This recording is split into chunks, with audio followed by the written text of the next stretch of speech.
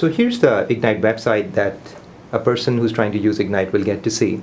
On-demand file server with 3 core components: centralized storage, collaboration, backup. And the way it works is you can start a 15-day free trial. You can pick the number of seats you would like to buy eventually. So let's say I have 3 people in my organization. You click on try it. And then we basically allow you to create your own web address to access Egnyte with. So for example, you could come in here and let's say your company is called ABC Consulting. You could create a web address called abcconsulting.egnyte.com. And from that point onwards, we provision your file server in the cloud. So here's a real example of Egnyte using its own product. It's egnyte.egnyte.com. Instead of ABC Consulting, we're eating our own dog food. We run all our centralized storage of this cloud-based architecture. So you will see under the file server, here's a shared folder area. And when I click on it, you will see all the different departmental folders. And you can create a nested folder hierarchy. So you will see the folder structure, the subfolders here. And for each folder, you can set up the permissions on who's got what kind of access.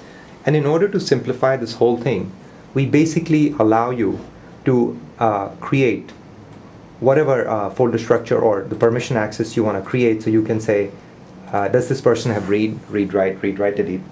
Keep it very simple, unlike a classical file server where you have to go through 17 different permission layers. Similarly, you will see that I have all my data getting backed up. So I have my different computers that are getting backed up into Egnyte, and they also can be accessed using the same web interface. The real power of Egnyte is accessing my file server directly off my desktop. So you install a small client software from Egnyte, which essentially maps your file server as a drive, a Z drive or Y drive or whatever you want to call it. And now I can directly live off my desktop and work off the folders as if they were locally resident on my machine, except that they are coming over the internet.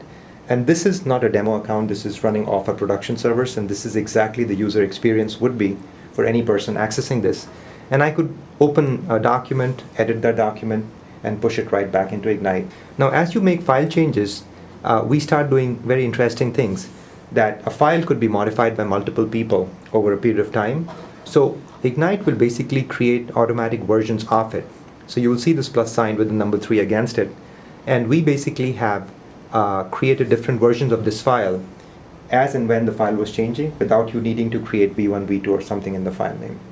The whole thing is real-time indexed, so you can search it at any given point. If you want to share large files with people, you can also send them out of Egnyte by clicking on the send link, and we will generate a link for each of these files. You can expire the link. The person, when they get it, they'll basically be allowed to download the file without logging into Egnyte. So this feature is very powerful with web print design firms or other companies trying to share extremely large files that cannot be emailed because of file size restrictions.